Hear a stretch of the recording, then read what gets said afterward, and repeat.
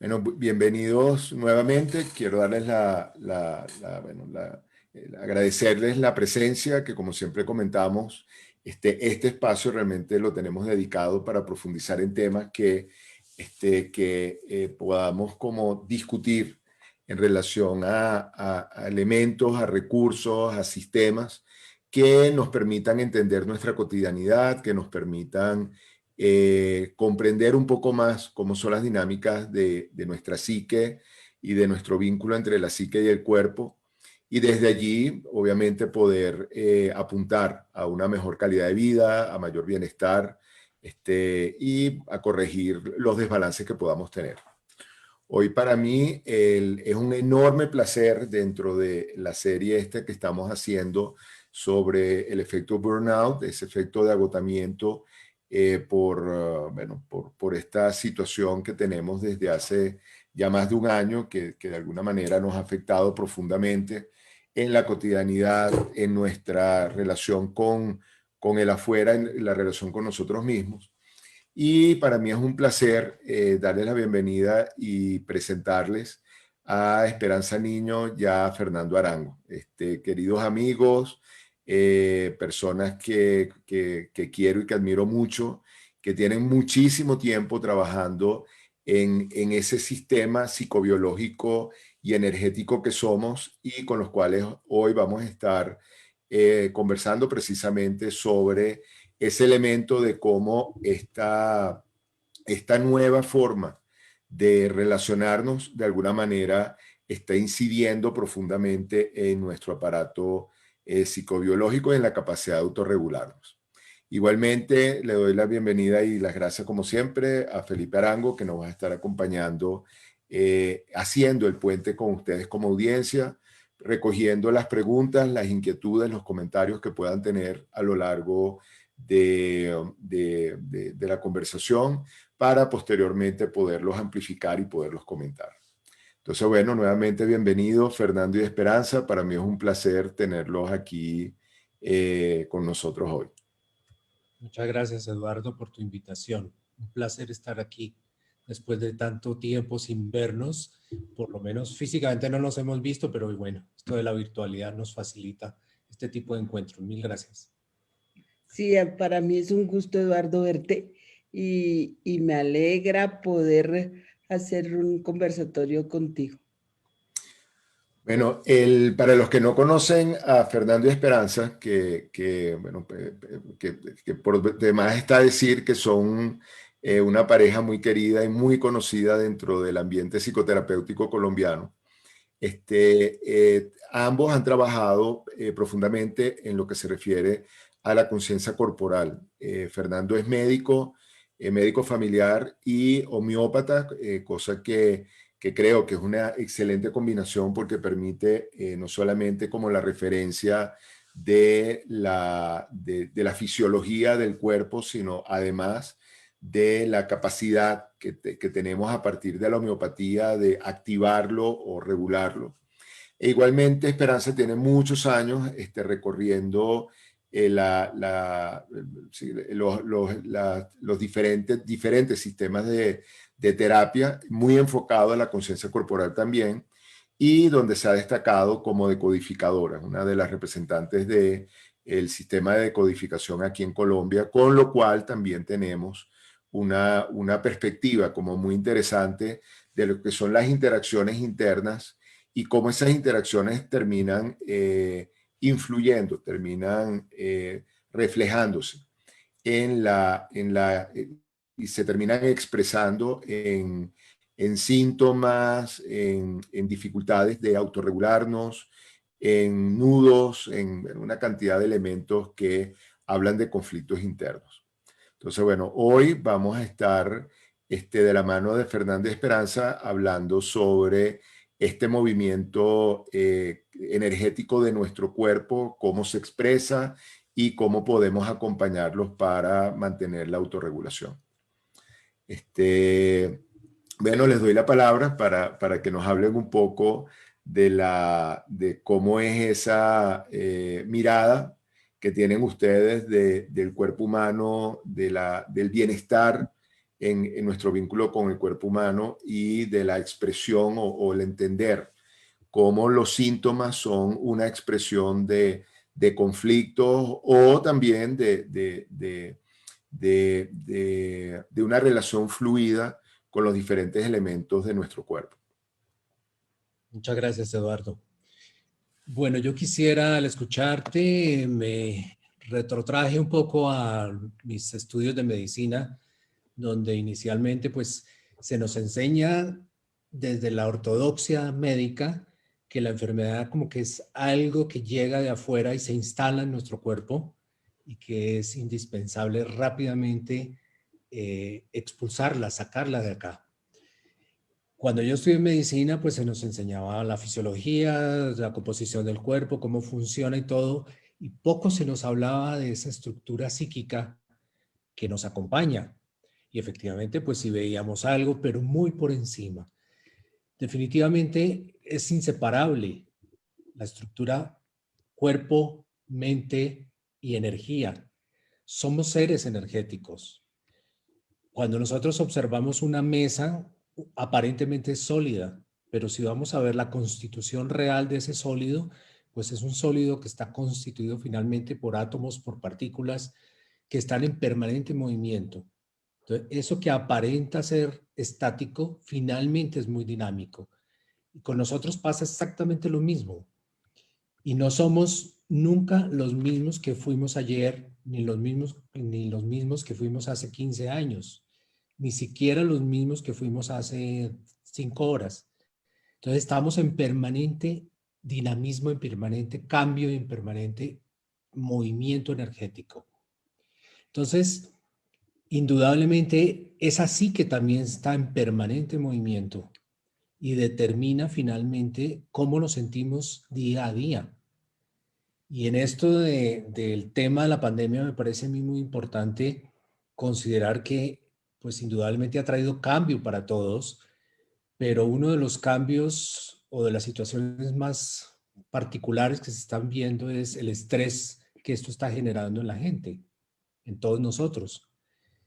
Y el estrés pues hace parte de la vida. Y nosotros necesitamos cierto nivel de estrés todos los días para levantarnos. Necesitamos esa energía que nos permite comenzar a movernos en el día y a tener una serie de experiencias a lo largo de nuestro día que pueden ser unas muy placenteras, otras muy difíciles de afrontar, pero que indudablemente nos ponen un reto diario. Y esta circunstancia que estamos viviendo actualmente me parece a mí que desde lo biológico nos pone en un reto que yo diría que son 4 retos. Porque hablando desde la biología, netamente biológicamente hablando, el ser humano necesita 4 cosas para su existencia. Necesita sobrevivir, y eso significa poder comer, poder alimentarse, poder respirar, poder eliminar, poder dormir.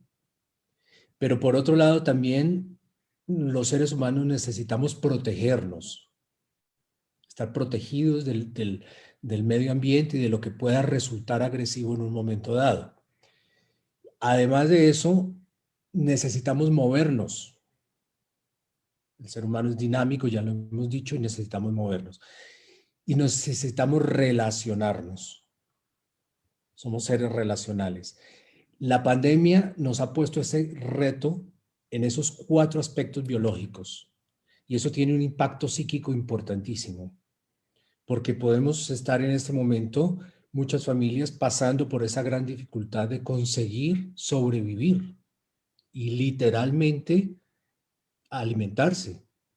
Pero por el otro lado, podemos sentirnos indudablemente vulnerados en muchos aspectos. El mismo virus nos pone en esa condición de vulnerabilidad. Necesitamos o vemos también afectado todo lo que tiene que ver con el movilizarnos. Estamos confinados o restringidos en este momento en muchas actividades. Y finalmente, pues el aspecto relacional que indudablemente ha tenido un gran impacto, ¿no? Entonces, hablando desde lo biológico, eso está permanentemente retado en este momento de nuestras vidas. Y bueno, energéticamente eso tiene su impacto también, porque indudablemente el estado anímico, el estado psíquico ha cambiado en todos nosotros. Y bueno, inicialmente pensamos que esto era una cosa pasajera, pero ya nos estamos dando cuenta de que estamos cansados de estar en casa, cansados de una modalidad de trabajo a la cual no estábamos acostumbrados y cansados de muchas rutinas que cambiaron en nuestras vidas. Entonces, eso energéticamente también tiene un impacto, de manera que lo podemos sentir en nuestro estado anímico. Eso sería como la introducción. Okay.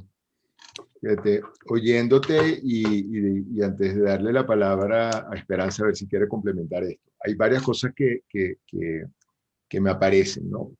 Fíjate, uno es el tema de que tú dices y creo que es un elemento importante que lo hemos comentado a lo largo de los conversatorios ha aparecido, que es el tema del estrés y cómo el estrés tiene un aspecto importante en nuestra vida en el sentido de impulsarnos, ¿no? Es como, y ahí lo quiero retomar porque yo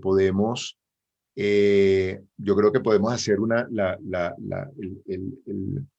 el enlace de alguna manera fácil entre estrés y energía, ¿no? Es como, yo siempre comento que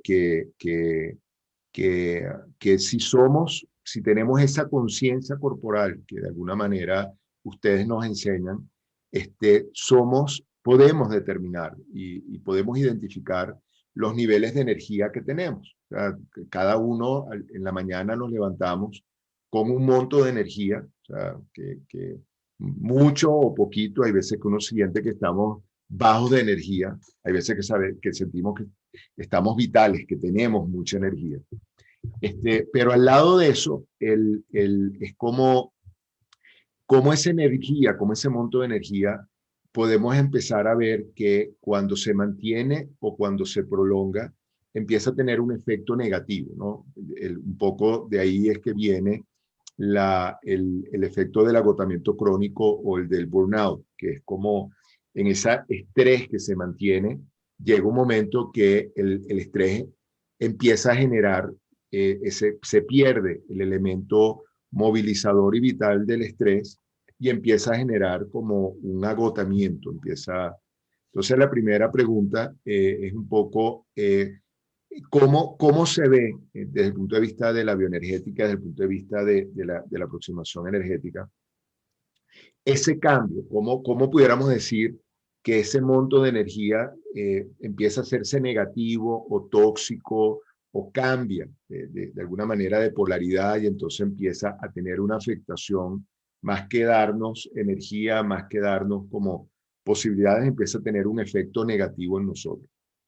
Y lo otro, que retomando esto, que cuando uno tiene una cierta conciencia del cuerpo y de la energía en el cuerpo, uno siente cómo la energía puede estar arriba o abajo o incluso puede tener una cierta calidad, ¿no? Hay veces que uno tiene energía que lo invita a salir a hacer ejercicio. Hay otras veces que la energía está para sentarse en una poltrona a leer tranquilamente. Y es una energía que de alguna manera se mueve. Entonces, la pregunta en relación a eso es cómo se mide esa energía, cómo se cuantifica, cómo se reconoce, cómo se identifica para poder hacer sugerencias o para poder hacer cambios desde el punto energéticamente hablando. Exacto, entonces. No, si quieres tú, hazle y yo estoy ahorita en que... Ok. Bueno, realmente el termómetro, Eduardo, es el cuerpo. Nosotros, el cuerpo es tan supremamente sabio que sabe exactamente ese estado psíquico, ese concordante con lo que tú sientes en tu cuerpo. Todo síntoma es finalmente el bloqueo de una energía, de esa energía que nos moviliza todos los días.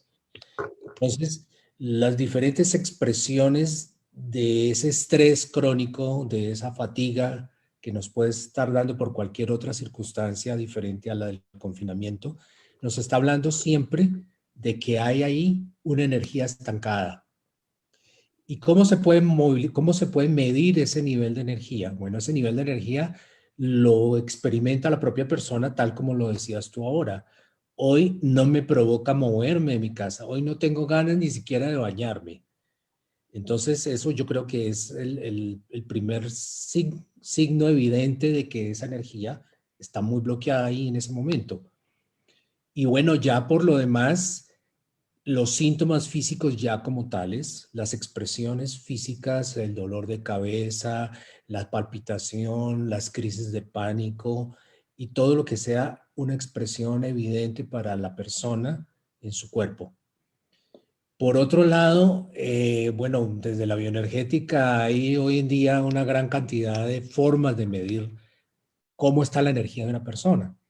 Y hay aparatos tan sofisticados y de todos los tipos donde tú pones las manos y te miden el nivel de energía, no solamente general, sino la energía del riñón, la energía del hígado, la energía de todos tus órganos. Y bueno, pues eso orienta un poco. Pero yo soy personalmente partidario de hacerle caso a lo que tu cuerpo te está diciendo. Los seres humanos necesitamos indudablemente dos cosas que no se nos pueden olvidar. Por un lado, necesitamos entender qué es lo que nos está pasando, pero por el otro lado, necesitamos sentir también eso que nos está pasando. Y muy a menudo nos pasa desde los adultos que somos hoy en día que no nos gusta sentir incomodidad. Y cuando yo digo incomodidad es particularmente emociones, porque la emoción es también una energía. Y justamente emoción viene de emovere, que es mover una energía. Y los seres humanos nos evadimos muy a menudo de sentir una emoción. Inmediatamente la sentimos, no nos gusta, entonces buscamos la manera de escaparnos de ella. Llamamos al mejor amigo, nos metemos en la televisión, prendemos el cigarrillo, de alguna manera escapamos de ahí y no nos estamos dando cuenta que ahí hay un mensaje físico, psíquico y energético, que si nosotros podemos por un momento poner esa atención en lo que nos está pasando y en lo que estamos sintiendo, pues realmente nos damos cuenta que podemos sobrepasar ese momento. Pero por lo general nos escapamos. De lo que te entiendo y lo que te oigo, que creo que es muy interesante, es como una invitación a tener una cierta congruencia entre lo que aparece en el cuerpo, lo que el cuerpo nos dice y de alguna manera tratar de darle una traducción a eso que aparece, ¿no? Yo creo que en eso me gustaría ir a Esperanza, que sé que tiene una gran experiencia en esa lectura del cuerpo, como el palpar el cuerpo, el sentir un cuerpo, da una cantidad de información acerca de una historia o de las historias que hay en lo que podemos percibir, ya sea en una contractura o en lo que llamamos los nudos del sistema muscular, o en la historia propiamente de un síntoma más subjetivo o de un cuadro clínico, de una enfermedad, de una condición. Y ahí también hay una historia. Entonces, un poco cómo pudiéramos aproximarnos a esa conciencia de esas relaciones, ¿no? Y cómo ser congruentes con eso. Pues digamos, Eduardo, la primera cosa que hay que hacer es tomar conciencia de cómo está mi cuerpo hoy, porque muchas veces no nos damos el permiso uno se levanta, empieza a correr, o digamos que ahorita se trabaja en la casa, entonces prender el computador, hacer todo rapidito para poder cumplir con lo que tiene que cumplir. Pero yo sí creo que es importante desde el momento en que uno se levanta, hacer conciencia de cómo está el cuerpo. Cuando yo me siento en la cama para levantarme, ¿qué está pasando?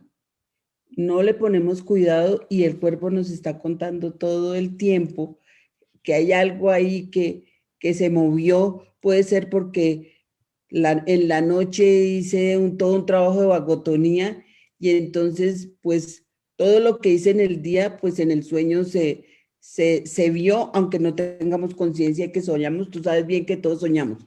Entonces algo pasa. Entonces digamos que esa es una primera cosita. Y aprender a respirar, porque nosotros no nos damos cuenta que respiramos. Y lo más importante es la respiración. La respiración nos dice en qué estado estamos. Digamos que a la gente que yo, con la que yo, a la que yo atiendo, le pido siempre que tome conciencia de la respiración y la respiración nos da la paz o nos da la angustia. Si yo respiro, quiero algo y voy a respirar y eso me da como inquietud, pues es un no. Y si respiro y me da una paz, pues es un sí. El cuerpo es la mejor herramienta y es el mejor consejero, pero nosotros no le hacemos caso. Entonces, en la medida en que nos vamos entrenando para respirar y para ver cómo es esto cuando quiero tomar una decisión, la que sea, porque es que siempre le pedimos al otro que nos aconseje y el otro está proyectando sus propios miedos, sus propias carencias, todo. Si yo empiezo a aprender a estar hacia adentro y a mostrar qué está pasando conmigo, creo que el mejor consejero y el más sabio es el cuerpo. Ahora, tú hablas de desde que está la pandemia nunca más volví a hacer masaje, pero el otro día hablando con alguien, le empecé a decir que tenía tensión en el cuello y empecé a decirle que tomara conciencia que estaba pasando ahí y que con ella se hiciera masajito en, los, en el cuello y ella fue tomando conciencia de lo que estaba pasando, no solamente en postura, sino en una emoción que estaba ahí guardada. Y lo que es muscular es impotencia. Lo que es muscular es no puedo lograr o me desvalorizo por no poder lograr algo. Lo que es muscular. Entonces ahí ya nos está contando el cuerpo desde descodificación, por supuesto. Nos está contando el cuerpo algo. Y cada emoción, si uno mira, pues nos va contando qué es el pedacito del cuerpo que está hablando. ¿Tú qué dices? Sí, ahora que estabas hablando me acordaste de un tema que me parece importante y que viene con la época, y es la importancia del oxígeno, ahora que tú hablabas de respirar. En este momento, el problema realmente cuando estamos enfrentados a un COVID es poder respirar. No podemos respirar. Y hoy en día, con el nivel de contagio que hay, ya sabemos que el oxígeno se está agotando, el oxígeno medicinal. Pero esto me hace acordar que el oxígeno, que es ese gas que respiramos a diario y no somos conscientes de que lo hacemos, es una fuente de energía interior. Porque cuando nosotros respiramos ese oxígeno, finalmente ese oxígeno se transforma en nuestro cuerpo, se transforma en algo que es el motor de la célula, la energía de la célula, que es, bueno, eso se llama ATP, no importa el nombre, pero es como la energía, el combustible de la célula. Se transforma igualmente en agua. Y sabemos muy bien desde hace muchísimo tiempo que el agua tiene una memoria. Y el 70% del cuerpo físico de los hombres, del hombre, está constituido por agua. Entonces hablamos de la memoria celular. Y esa memoria celular hace relación a que las vivencias que nosotros hemos tenido, pero particularmente en una época de nuestra vida muy concreta, que es la infancia, quedaron inscritas en nuestro cuerpo como una memoria celular. Y esa memoria celular, de manera totalmente inconsciente, por supuesto, se reactiva a lo largo de nuestra vida en diferentes circunstancias y lo que hacemos es repetir y repetir circunstancias en la vida, vivencias que nos colocan en contacto con algo que nuestro cuerpo ya conoce, que son emociones que nosotros ya hemos sentido en otros momentos de nuestra vida, particularmente en ese momento de infancia. Y entonces, si tomamos esa conciencia de que lo que nos está pasando hoy en día aparentemente es algo nuevo, pero realmente no lo es, podemos ir a visitar con toda conciencia esas memorias que hay ahí. Y una de las formas energéticas de visitar esa memoria es, por supuesto, el masaje energético. Y en eso, pues, como tú decías, Esperanza tiene una gran habilidad de ponerle a uno el dedo donde finalmente te va sacando una historia. Entonces, eso quería yo anotar con respecto a lo del oxígeno. Y No, otra cosa es que el oxígeno se transforma finalmente en nuestro cuerpo en gas carbónico. Y el gas carbónico tiene que ver con la exhalación, por supuesto. Y en el momento en que nosotros exhalamos es el momento en el que la palabra se puede dar. La palabra se posa sobre la exhalación. De ahí la importancia de la expresión. Fuera por el oxígeno y toda esta historia de la transformación del oxígeno finalmente en CO2, pues la palabra sería imposible. Entonces, es una cantidad de movimientos energéticos de los cuales no somos conscientes. Y hay otra cosa, Eduardo, perdón aquí, el oxígeno que se oxida, pero al respirarlo se transforma y hay dióxido de carbono, pero ¿el carbono qué es? Digamos que el carbón es el soporte, pero el carbón, estamos llenos de carbón por dentro, ¿sí? Entonces, y hay un dicho que dice que el carbón, él es el que ayuda a limpiar y a transformar todo. El carbón limpia y purifica. Entonces, tenemos todo en el cuerpo y no hacemos conciencia de eso. Fíjate, yo los oigo y algo que me parece que es interesantísimo y me encanta como aparece es casi que una invitación a leernos, ¿no? Es como realmente poder vernos el cuerpo y algunas funciones corporales como quien lee un libro, o sea, es como en el cuerpo, en el aparato muscular, hay toda una cantidad de elementos que me están hablando y si ponemos los sistemas como que tienen que ver más con la energía, con la toma de energía y la distribución de energía, que son el sistema respiratorio y el sistema cardiovascular, es como también poder leernos, cómo está nuestra frecuencia respiratoria, cómo está nuestro ritmo respiratorio, cómo está nuestra frecuencia cardíaca, cómo está nuestro ritmo cardíaco.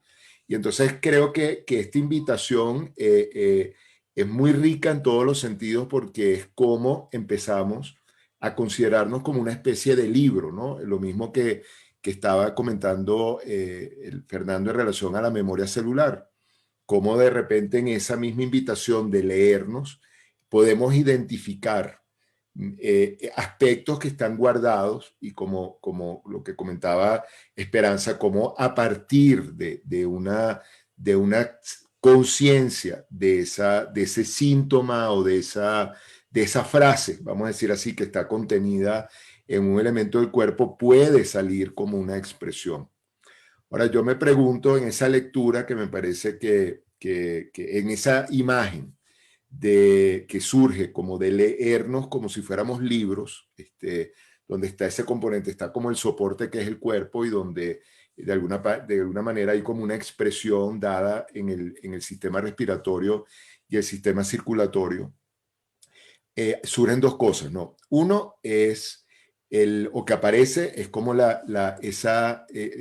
empieza a surgir el sentido que tiene esa frase que hoy en día oímos tanto que algunas veces suena un poco como, bueno, que me está diciendo que respire. O sea, esa invitación a respira la emoción, respira esto, respira profundo. Entonces, esto le da un sentido porque esa invitación a respire sin un contexto muchas veces suena un poco como extraño. Bueno, pero si estoy respirando, ¿cuál es si estoy respirando, ¿qué es lo que usted quiere que yo haga? Entonces, es esa toma de conciencia, es ese llevar otra vez la respiración a un ritmo y a algo que me está diciendo cosas en esta polaridad que tú comentabas entre la paz y la inquietud, ¿no? Entonces es como aprender a respirar buscando paz. Y la otra pregunta, que se lo hago a los dos, es en relación a esa memoria celular. Porque entonces si nos vemos como un libro, o sea, creo que un poco lo que aparece como una cierta invitación es que hay partes del libro que se pueden editar. O sea, en esa memoria celular donde hay dolor, donde hay sufrimiento, donde hay traumas, donde hay conflictos, pudiéramos decir que hay formas de editar esa memoria y transformar esa memoria o permitir por lo menos que la memoria le dé apertura a otros caminos que no tengan que ver específicamente con un dolor sostenido o con un sufrimiento sostenido o con un repetir una dinámica traumática permanentemente, sino que permite como mover esa memoria y permitir que por llamar otra vez, siguiendo utilizando la metáfora del libro, como que ese cuento empiece a ser un poco diferente. Entonces, en ese sentido, ¿cómo lo ven? A mí me gustaría, Eduardo, hablar de el equilibrio natural que nuestro cuerpo tiene o hacia el cual se dirige. Nuestro cuerpo todo el tiempo está tratando de buscar un equilibrio físico, un equilibrio psíquico y un equilibrio energético. Y ahora que tú dices eso de respire, pero sí, yo estoy respirando, eso, ¿qué más hago? Yo digo lo siguiente, cuando nosotros nos comemos una manzana, nosotros no le damos absolutamente ninguna orden al tubo digestivo para que haga algo con la manzana y absorba los nutrientes de la manzana y elimine lo que no sirve. No, nos comemos la manzana con un elemento inconsciente pero muy importante, que es la confianza de que nuestro cuerpo sabrá qué hacer con esa manzana. Y seguimos nuestra vida común y corriente. Aquí la invitación, cuando tú hablas de esto de la conciencia, es poner esa conciencia en la conexión que puede haber entre un dolor o un sufrimiento que yo estoy en este momento viviendo y una parte de mi historia personal en la que de alguna forma esto que yo estoy viviendo se parece en algo a eso que yo ya viví en un momento dado. Con una gran diferencia, que cuando yo lo viví, fui niño, era niño. Y cuando somos niños, por definición, la infancia implica impotencia. Un niño tiene vivencias, pero no puede hacer absolutamente nada con lo que está viviendo. Él necesita seguir viviendo, necesita crecer, porque hay dos programas de la biología que son imperativos en los seres humanos. Crezca y reprodúzcase. Y biológicamente hablando, eso es así.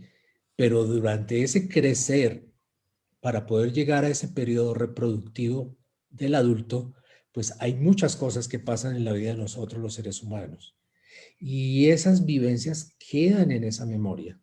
Entonces, cuando decimos respire, es confiar en que en el momento en que yo pongo mi conciencia en un evento difícil de mi historia, mi cuerpo ya conoce esa emoción y mi cuerpo se puede encargar de transformarla y de reciclarla. Y aquí volvemos a hablar de energía, porque es un reciclaje energético y confiamos en que nuestro cuerpo lo sabe hacer. Lo que pasa es que se nos olvidó por completo que él lo sabe hacer. Y creemos que necesitamos hacer algo extraordinario para salir del dolor y del sufrimiento. Y realmente yo lo he podido constatar a lo largo de los últimos 10, 11 años, que si ponemos la conciencia con la respiración, en ese momento algo se comienza a reciclar y a transformar en nuestra vida. La única condición es, Eduardo, que no huyas de eso, porque ¿qué pasa? Te duele la cabeza. Ah, no, yo me tomo una aspirina porque no me va a aguantar el dolor de cabeza, pero ni siquiera me doy 2 minutos o 1 minuto para decir, bueno, ¿qué pasó? ¿Qué pasó? Entonces puede ser una pregunta, tenía que resolver muchas cosas y no lo logré. Entonces, de pronto ese dolor de cabeza es porque me siento, aunque no lo tengo consciente, me siento desvalorizado que no pude realizar eso que quería hacer y no lo logré. Pero de pronto ese dolor de cabeza, yo ya lo tuve cuando era chiquito, porque no podía resolver ciertas cosas y entonces yo me la pasaba pensando, porque no. ¿Y qué pasa? Fíjate tú que la gente, los niños que tienen que resolver muchas cosas y que hay mucha cosa mental, les pueden dar piojos. Y uno cree que la gente que tiene piojos es porque es sucia y no es verdad. Un niño que tiene piojos, ¿porque a unos niños se les prende y porque a otros no? Y seguramente si uno va y mira la historia de ese chiquito de pronto tiene muchas inquietudes, muchas preocupaciones con respecto a lo que tiene que resolver. De pronto le queda difícil la matemática o le queda difícil pensar en cómo resuelve, cómo hacer la poesía. Y entonces piensa y piensa y no lo resuelve. Y como el cerebro se llena de sangre, el piojo viene a hacer la parte biológica y se la resuelve, se chupa esa sangre para que él no se vaya a enfermar. Pero nosotros lo vemos de otra manera. Y así pasan ciertas y ciertas cosas. Yo digo ese ejemplo que es el que me acaba de llegar, pero pasa mucho que la gente que le duele la cabeza no se detiene a pensar qué está pasando. Fíjate, y yo te oigo y los oigo y me parece, bueno, aquí nos pudiéramos quedar horas hablando de esto porque esto es fascinante, pero los oigo porque es que fíjate, esto que lo hemos hablado durante tanto tiempo, que lo hemos comentado, que incluso recuerdo el curso sobre medicina, sobre lo psicosomático que hicimos hace ya unos cuantos años, pero es la primera vez que me viene así como con tanta contundencia la bellísima imagen de podernos leer como un libro, que donde está el cuerpo y el sistema circulatorio y respiratorio, ¿no? Y ese leer como un libro, yo pienso que incluso en las expresiones naturales que tenemos, cuando Esperanza hablaba de esas situaciones como de carga o de angustia, que esa expresión que muchas veces uno hace como, no aguanto, o sea, Sí. y entonces en esa expresión natural, cuando empiezas a hablar del dolor de cabeza y de los piojos, entonces, bueno, es casi que el niño con piojo es como la misma expresión. Y entonces, bueno, podemos, como te digo, podemos pasarnos horas tratando de hablar entonces de ese elemento, de ese elemento, entonces, bueno, de repente también cómo el piojo puede ser también una expresión energética y de ahí obviamente, bueno, inevitablemente o la tentación es a brincar entonces el tema del virus, también como el virus entonces es una expresión energética, así como en una determinada condición aparece el piojo y hay unos que se les pega y otros que no, en una condición particular aparece el virus y hay unos que se le contagia y otros no, a uno que los mata y otros no. Entonces ahí también también un nicho energético para poder hablar de esto y de la aparición, de la permanencia, del contagio, de la inmunización. Pero digamos que si miramos de descodificación, que es un virus aporta información, la que sea, ¿sí es? Pero como somos tan individuales y hay tanta gente, el virus para unas personas puede ser algo terrible, terrible, y hay que huir de él, y de pronto ese virus lo va a perseguir. Hay otros que dicen, bueno, muestra a ver qué pasa, qué nos quiere decir el virus. Y resulta que hay gente que dice, muestra a ver, yo aquí encerrado en esta casa, muestra a ver si estoy más hacia adentro, disfruto más la familia. Bueno, y ahí empieza un cambio. La gente que está sola, depende si es introvertida o extrovertida. La gente introvertida, pues está contenta porque está con sus libros, con su mundo, con su música, bueno, con lo que ama.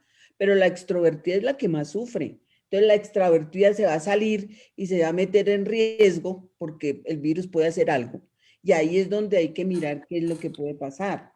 Entonces, digamos que uno no puede generalizar qué puede pasar con el virus porque hay que ir a mirar cómo es ese terreno y qué está pasando con ese terreno. Mi profesor de medicina interna de hace ya muchos años, el doctor Manuel Fernández Arenas, médico colombiano muy conocido, nos decía en clase de medicina interna, mire, tuberculosis no le da al que quiere, sino al que puede. así nos decía. Nosotros decíamos, pero ¿cómo así?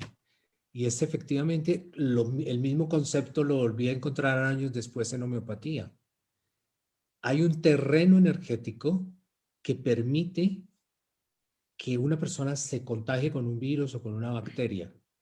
Y en homeopatía se habla, y esto pues es muy conocido también, de las 3 formas energéticas de estar predispuesto a padecer una enfermedad, que es la forma de la hipofunción, las personas que se mueven en esa energía de que todo es lento y todo va como funcionando muy despacio, las personas que se mueven por el contrario en la hiperfunción, todo lo contrario, exagerado, y las personas que se mueven, digamos, desde lo junguiano, un poquito desde lo caótico, ¿no? Desde el caos. Entonces es la persona que se mueve desde la disfunción total. Y en esas 3 modalidades energéticas, digámoslo, de terreno energético, se desenvuelven todas las enfermedades y todas las situaciones finalmente también de vivencia de una persona. Y todos tenemos un poco de cada uno de esos 3 terrenos energéticos que están permanentemente en acción y en movimiento a lo largo del día. Eso que hablamos al comienzo de que de pronto nos levantamos así como medio bajos de energía, pues es ese terreno energético que está en ese momento actuando, pero después recibimos una muy buena noticia y nos ponemos un poco ya exaltados y vamos entonces al otro lado. Y así sucede con esto de la posibilidad de contagiarse con un virus. Sí. No, me encanta, me parece fantástico. Bueno, vamos a ver qué preguntas, qué inquietudes, qué comentarios tenemos en la audiencia y para, bueno, para seguir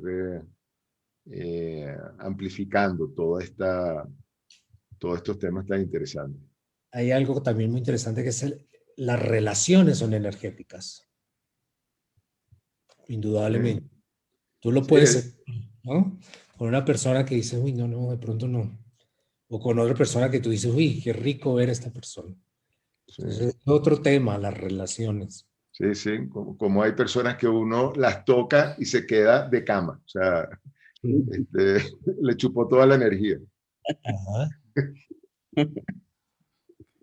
Bueno, muchísimas gracias por este conversatorio que ha pasado, que ha atravesado, permeado como muchos terrenos, lo físico, lo psicológico, lo psíquico, lo energético.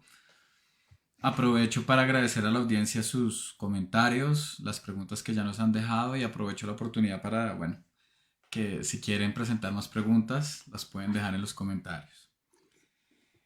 Bueno, yo quisiera traerles una pregunta eh, porque creo que la bioenergética tuvo un boom bien especial en los 90s o bueno, por lo menos desde mi historia. Y bueno, ya ha pasado mucho tiempo desde esa década. Entonces a mí me gustaría un poco que yo siempre he tenido una inquietud en relación al proceso de diagnóstico, ¿no? A veces la bioenergética se siente etérea y bueno, no tengo para nada problema con lo etéreo, la psicología es muy etérea, pero me gustaría saber cómo, si ha habido actualizaciones en relación por ejemplo, procesos de diagnóstico. En una época se habló de la cámara Kirlian, yo no sé si eso es bioenergético o es un tema esotérico o es un terreno intermedio y como que qué temas están usando hoy en día para entender más este tema de la bioenergética o si por el contrario se está utilizando más de cuerpo a cuerpo, más de terapeuta a terapeuta entendiendo lo que pasa ahí desde una dimensión muy intuitiva o se ha introducido la tecnología, como que me gustaría si pudieran amplificar un poquito eso. Bueno, mira, Felipe, yo te hablo desde mi experiencia personal y desde la formación que tuve. Yo me formé en una facultad pionera en medicinas alternativas y bioenergética, digámoslo, pero me formé con la total convicción de que la medicina es una sola. Es decir, desde el diagnóstico no hay absolutamente ninguna diferencia cuando estamos hablando de un médico bioenergético que sea médico para el diagnóstico X o Y de una patología. En lo que sí hay una gran apertura, y eso fue otra cosa que aprendí en la facultad, es que el pensamiento del médico debe ser un pensamiento muy amplio en lo terapéutico. Y por lo tanto, ahí es donde en esa amplitud de lo terapéutico cabe todo lo que es la parte de la bioenergética como tal. Y para mí la bioenergética es un término supremamente amplio que implica el manejo de la energía biológica y en concreto de la energía del campo humano, del ser humano. Y en ese sentido, pues terapias hay muchísimas dentro de la bioenergética. Yo particularmente solamente utilizo la homeopatía, las esencias florales, y aunque conozco otro tipo de terapias, no las utilizo tanto como la homeopatía y las esencias.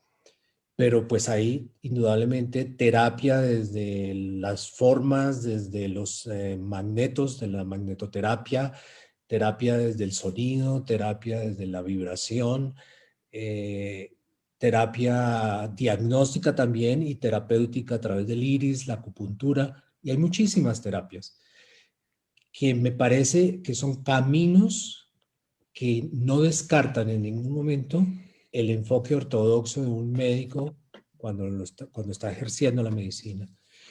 Y puede haber, sí, otro tipo de terapias un poco más etéreas, como dices tú, y pues yo creo que también tienen validez, ¿no? Eso es lo Sí, que te puedo contestar. lo, lo etéreo no implica que sea algo nocivo o Sí, no sí. válido o no aplicable o no efectivo o poderoso, transformador. Sí. Sí, Ujú. bien. Bueno, bueno, para pasar a la primera pregunta de la audiencia, em, Sonia Peña pregunta, ya que en este momento no disponemos del recurso de los masajes, ¿cuáles serían otras prácticas que nos ayuden a la biodescodificación?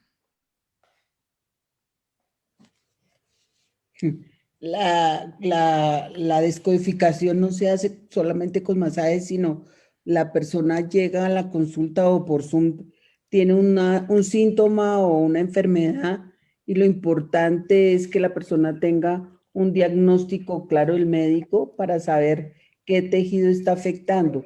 Y una vez se sepa qué tejido está afectando, se trabaja a través del desencadenante, lo que le generó el síntoma para llegar al programa, pero no necesariamente es con masaje. Ok. Entonces, yo quería ahí quizás como profundizar un poco, haciendo también conciencia de que hay niveles de síntomas y niveles en esa lectura, pues que estamos hablando, hay como paisajes que van apareciendo en la lectura del cuerpo y hay dramas que van apareciendo en la lectura del cuerpo. Hay como niveles de profundidad de relación al conflicto, a la dinámica, a la interacción. Y yo quería comentar o traer a la mesa y hacer consciente de que hay veces que tenemos que irnos a la profundidad del síntoma porque ahí hay un nudo, ahí hay un conflicto, ahí hay una historia, pero también en el planteamiento de lo que podemos llamar una buena higiene hacia el bienestar. Hay cantidad de relaciones con el cuerpo que buscan autorregular, ¿no? El yoga es uno de ellos, el yoga en las asanas, en el movimiento donde hay todo un tema que busca una autorregulación. Obviamente no va a tocar lo más profundo cuando hay un nudo, cuando hay un conflicto, cuando ya hay una expresión de una condición celular a partir de eso, pero que de alguna manera ayuda. E incluso la misma danza, ¿no? Está demostrado que la conexión del movimiento del cuerpo con el sonido, con la música, genera o puede generar elementos de autorregulación muy importantes. Entonces, un poco para complementar lo que comentaba, lo que decía Esperanza, que no siempre trabajamos con masaje, ¿no? Que hay veces que el masaje es importante como para reconocer dónde está el nudo, dónde está el conflicto y de repente ver la imagen que surge a partir de eso que está allí. Pero que en otros sentidos, en otros niveles, podemos apuntar a ciertos ejercicios de higiene hacia el bienestar, por darle un nombre que que incluyen el cuerpo y que incluyen otros elementos del día a día. Pero mira que hablando tú de eso con el yoga, además de las asanas existen los pranayamas y existe el yoga nidra, que el yoga nidra, pues desde lo que yo conozco es una marca registrada de Satyananda. Pero cuando uno, pues yo aprendí a hacer yoga con la escuela Satyananda y en la escuela pues se hacían las asanas, los pranayamas y la meditación y todo eso nos llevaba a tener un equilibrio. Entonces, digamos que para la gente que sufre de hipertensión o que tiene problemas, digamos, de dispersión o dolores de cabeza, hay un pranayama que se llama la abeja, que es Brahmari Pranayama. Tú te pones los índices en los oídos, te sientas, cierras, abres, separas los dientes, aprietas los labios y cantas como el y eso parece como un radar. Lo haces 9 veces y después te quedas ahí en silencio y eso da una calma impresionante. Ensállenlo y verán, es una cosa que relaja completamente. Y hay otro que se llama el Shavasana, que uno se tira en el suelo y puede contar de 20 a 0, pero primero como que toma conciencia de todo su cuerpo y uno, digamos que ahí termina relajado. Para dormir, por ejemplo, pero el yoga nidra, si tú no has dormido, sino muy poquito, porque tienes que hacer muchas cosas, pero necesitas reposo, aprender a hacer el yoga nidra es lo máximo, porque, digamos, yo digo por experiencia, cuando yo era más joven, yo me la pasaba enrumbada, pero yo no parecía trasnochada, porque yo me la pasaba haciendo mi yoga nidra y un yoga nidra de 1 hora se volvía 8 horas de sueño. Yo estaba lúcida, yo estaba bien, y los demás me decían, ¿y usted por qué tiene tanta energía? Porque el yoga nidra da esa posibilidad, y es una toma de conciencia, porque empieza el yoga nidra por hacer conciencia primero de todo el cuerpo, luego de los sonidos internos, de los sonidos externos, y luego ya digamos que ya abres la visión para, por ejemplo, imaginar una montaña con nieve, un valle, un mar profundo, y eso lo va llevando a un estado de relajación que es increíble porque te levantas con energía, como con paz interior, y fue 1 horita que pasó eso. Y si la gente no tiene tanto tiempo, lo hacen menos tiempo, pero eso ya es una herramienta para crear bienestar. Tenemos una hormona que nos autorregula muy bien, que es la oxitocina, que no se nos olvide. La oxitocina o la hormona del amor, que llamamos también, es una hormona que se libera en determinadas actividades. Por ejemplo, en la danza, como decías tú ahora, en la posibilidad de disfrutar con conciencia un alimento, un sabor, en la posibilidad de contemplar un paisaje. En todos esos momentos, en el momento de hacer el amor también, se liberan grandes cantidades de oxitocina que nos sirven como autorreguladores. Entonces es muy importante una buena charla con un amigo, el conversatorio que estamos llevando a cabo, estamos liberando oxitocina. El automasaje también.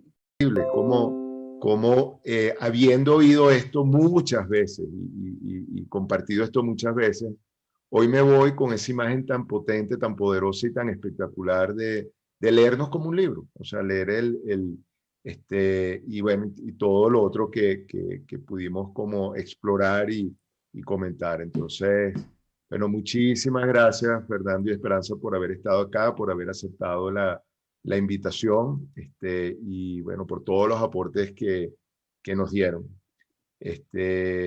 Muchísimas gracias. No, muchas Gracias gracias a ti, a Eduardo, ustedes y dos. a Felipe.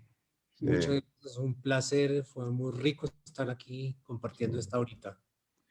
Bueno, Felipe, lástima que se cayó el sistema, pero bueno, que les comentaba sí, bueno, ya el sistema se reconstituyó bien. Me dicen que le pasó a muchas personas en distintos operadores. bueno, Entonces parece que fue la bueno, caída de un cable, pero no sé si les interesa tomar 2 preguntas más o dejamos hasta acá.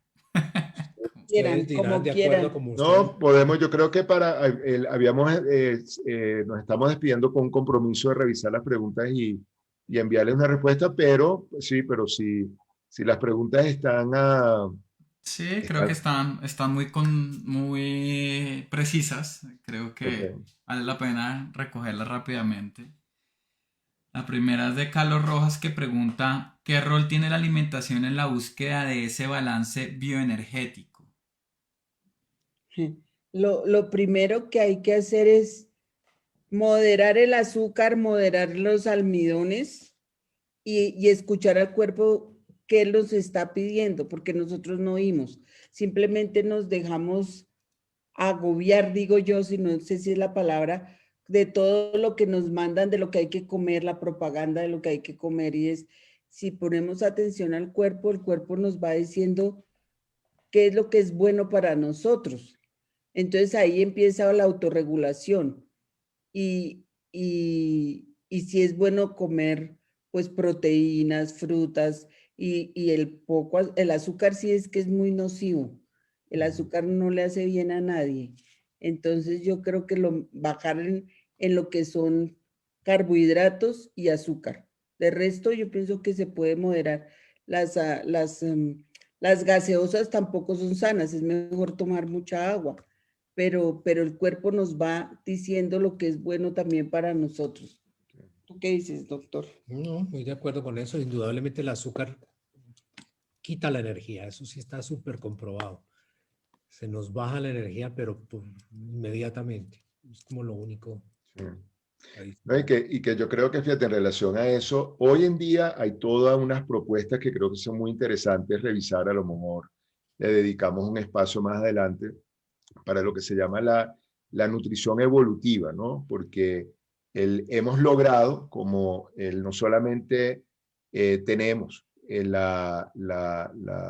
sí, como toda una tradición, toda una experiencia de observación a lo largo de miles de años en relación a cómo comemos y el efecto que eso tiene, sino que hoy en día también, gracias a la tecnología, tenemos la capacidad de ver de una manera mucho más cercana las reacciones directas que generan algunos alimentos a nivel hormonal y a nivel celular, ¿no? Entonces, un poco lo que decía este, Fernando, como por qué el azúcar, esa paradoja de siendo el azúcar el alimento más rico en liberación de calorías, ¿por qué genera una baja energética? Y es que, bueno, por la relación que tiene con la insulina, cuando metemos azúcar hay una salida brutal de insulina que nos deja totalmente ponchados, ¿no? Pero hay toda una cantidad, yo creo que lo interesante es como saber que nosotros tenemos dos referencias que la hemos incorporado culturalmente y que nos va a tocar revisar. Una es la referencia de la mesa francesa, ¿no? Que es una delicia, y que nos hemos acostumbrado a ella, pero que las combinaciones son terribles, ¿no? El estar combinando las grasas como se combinan con los lácteos, con esto, aparentemente es una bomba explosiva. Y la otra, el otro menú que culturalmente lo hemos incorporado y que es terrible, es el menú de la comida rápida, ¿no? El menú de la cultura de la comida rápida. Entonces, esas son otras bombas por proporciones, por elementos que se utilizan. Entonces, creo que es todo un tema muy interesante de revisar y yo diría como de compartir en uno de estos espacios. Ujú, Ok. cierto. Bueno, como última pregunta de la noche está la de Carmen Benito, la voy a leer literalmente para que ustedes me ayuden un poco a extraer el sentido. Yo percibo una gran confusión entre los síntomas y lo que ya se puede considerar una enfermedad, inclusive dentro de los profesionales de de la medicina en general, a todo nivel. ¿Cómo distinguir? Quizás es como distinguir un síntoma de una enfermedad. Es como algo así lo que entiendo. O yo lo que entiendo es que de pronto, ¿qué opinan ustedes de pronto la incapacidad a veces de la ciencia incluso de generar consensos en relación a a las enfermedades, a los síndromes y cuál sería de pronto el mejor elemento de juicio para cuando uno se encuentra con esos mismos debates dentro de la medicina. Ustedes si vieran una aproximación de la otra, ¿por cuál la apuntarían? Creo que yo interpretaría así la pregunta. No tengo claridad todavía sobre la pregunta. ¿Se refiere a lo terapéutico o se refiere al enfoque diagnóstico de una enfermedad o de un síntoma? Es que dice que hay confusión entre síntoma y enfermedad. Porque pues indudablemente tú puedes tener un síntoma y no necesariamente tener una enfermedad configurada. Si quieren, la voy a volver a repetir a ver si de pronto podríamos, si no. Sí. Yo percibo una gran confusión entre los síntomas y lo que ya se puede considerar una enfermedad, inclusive dentro de los profesionales de la medicina en general a todo nivel. ¿Cómo distinguir? Ok, o sea, entendí bien. Una confusión entre el síntoma y la enfermedad. Un síntoma puede Sí. ser... Carmen dice, me refiero a que no siempre tener síntomas implica tener una enfermedad. Correcto, es Ujú. así. Eso es lo que estábamos tratando de aclarar, porque Ujú. tú puedes tener un síntoma y no necesariamente una enfermedad. Te puede doler la cabeza y no necesariamente tienes que tener una migraña configurada o un tumor cerebral o qué sé yo. Pero de todas maneras, lo que sí es muy importante es tener muy presente que el síntoma o la enfermedad están ahí como un mensajero, porque detrás de ese síntoma puede ser trivial, puede ser inclusive un accidente. Si yo salgo a la calle y me doblo un tobillo, me esguinzo un tobillo, eso tiene un sentido también. Y ahí hay detrás de ese accidente hay un mensaje, como lo hay también detrás de cualquier síntoma, por banal que sea, puede haber un mensaje importante para destacar, para descubrir. Y una enfermedad, pues ni se diga, ¿no? Es el conjunto de unos síntomas que expresan o que configuran una enfermedad precisa que tiene también un mensaje.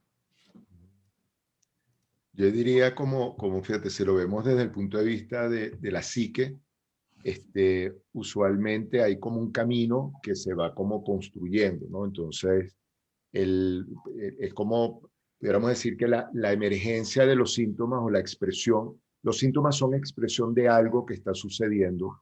Cuando se da la enfermedad es porque ya de alguna manera en el tiempo ocurrió algo que coagula como una situación que ya es más como definitiva o más compleja o tiene otro tipo de intervención. Pues entonces, creo que eso aplica tanto para lo psicológico como para el cuerpo. Bueno, entendiendo lo que estamos hablando desde el principio, que somos una unidad psicobiológica y aparte energética. Exacto. Entonces, bueno, ahora sí nos despedimos. Bueno. A la audiencia, muchísimas gracias por estar allí. Siempre comentamos que la verdad es que los espacios estos son realmente precisamente para eso, para poder resonar con las inquietudes y poder llevar elementos de psicología y elementos del conocimiento, de la experiencia humana a la cotidianidad. Otra vez, Felipe, muchísimas gracias por estar pendiente y atendiendo, sirviéndonos como ese puente tan importante. Y nuevamente a Fernando y Esperanza por este conversatorio que realmente fue una delicia. Entonces, muchísimas gracias. Gracias a ustedes. Gracias, Y a la Eduardo. audiencia. Gracias, Felipe. Gracias a todos los que nos han escuchado y visto. Una buena noche. Queremos recordarle que seguimos con esta serie enfocada en el efecto burnout, en el efecto del agotamiento crónico, y la próxima semana vamos a estar con Ibe Linderman hablando sobre una propuesta de cómo el arte también funciona como un sistema de autorregulación psicobiológico importantísimo, ¿no? Entonces los invitamos, tengan talento artístico o no, o sea, poder oírnos para ver la propuesta del sistema que plantea IBI y que sabemos que va a ser muy interesante. Entonces, bueno, nuevamente gracias a todos y con esto nos despedimos. Hasta luego. Buenas noches. Chao.